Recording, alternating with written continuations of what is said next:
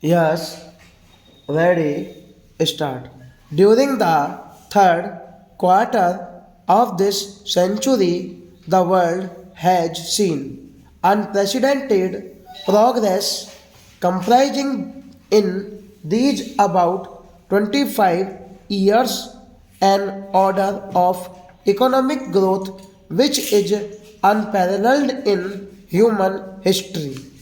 And yet, around the close of this quarter century, more specifically over the last 8 months or so, the world has also been engulfed by numerous problems. There is even danger that the present international economic system, which has been the sheet anchor of the orderly development of the post Second War world economy, may collapse. We may revert to a chaotic situation in the matter of international trade and exchanges unless corrective steps are taken to ensure the proper functioning of the international economic system.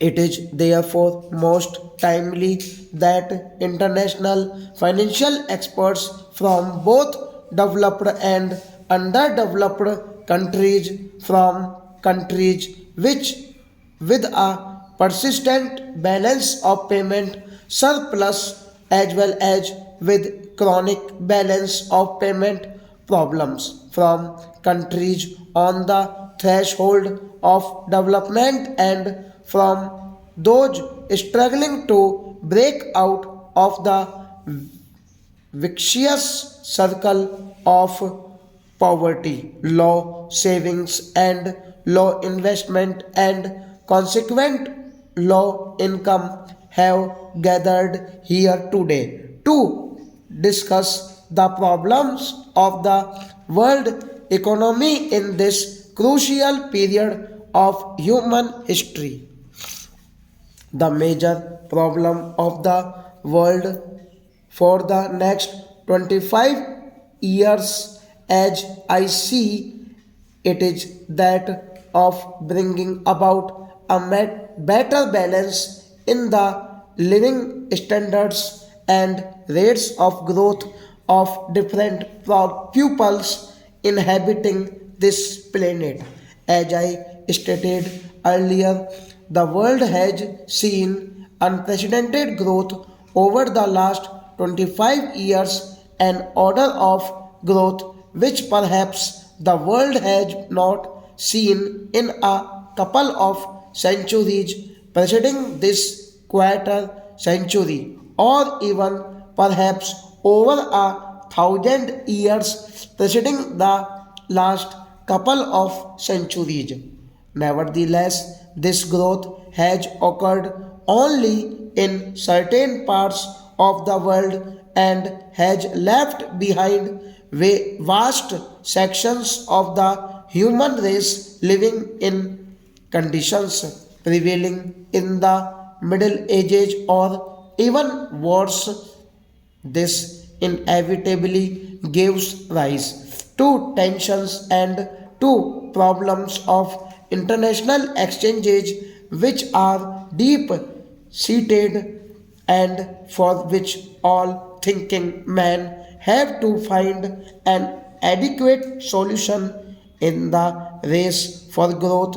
We cannot afford to forget or to neglect the conditions of life and the prospects of growth for large sections of the world population, large disparities for large sections of the world population, large disparities lead to tensions and create manifold problems and discrepancies with a country with improved communications. The same is likely to hold true for the Committee of Nations. The basic problem that faces the world today, in my view, is one of orderly growth of all nations. The 1960s were declared by the United Nations as the first development decade, and a fair amount of growth was achieved by many developing countries during those 10 years, though in retrospect one finds that the rate of growth achieved by developing countries has still been less than the rate of growth achieved by the developed countries. Generally, the second development decade, however, has not seen even this modest rate of growth in so far as the developing countries are concerned. Indeed, the year which has not just ended has seen unprecedented inflation in all countries of the world, with an attempt by many countries, including some developed ones, to pass on the burdens of this inflation to others, with the result that this burden has fallen on those who are least capable of bearing it.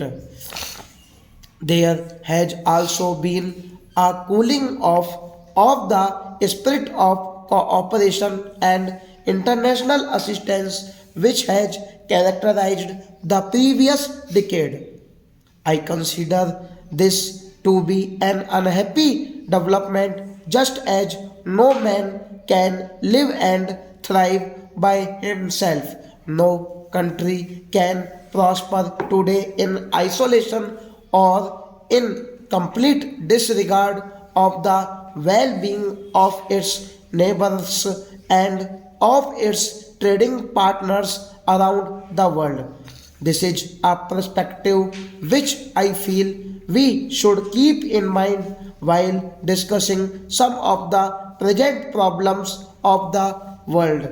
I have heard in many forums that the crisis in the world today arises solely because of the policies adopted by the oil producing countries. The sudden and sharp increase in oil prices has undoubtedly created certain problems for which there is need for appropriate solutions for the problems of tradition and adjustment.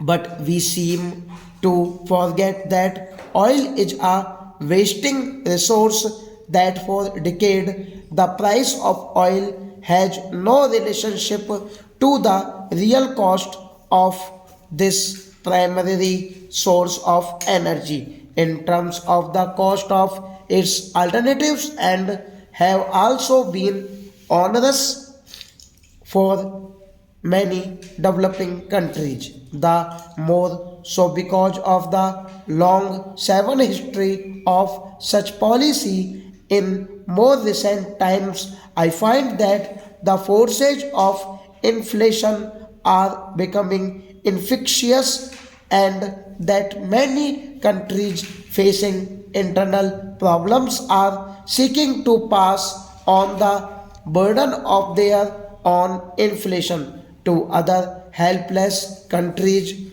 This is my mind is a short-sighted policy which contributes to the sense of international insecurity, and which could lead to a return to the distressing conditions of the interwar year.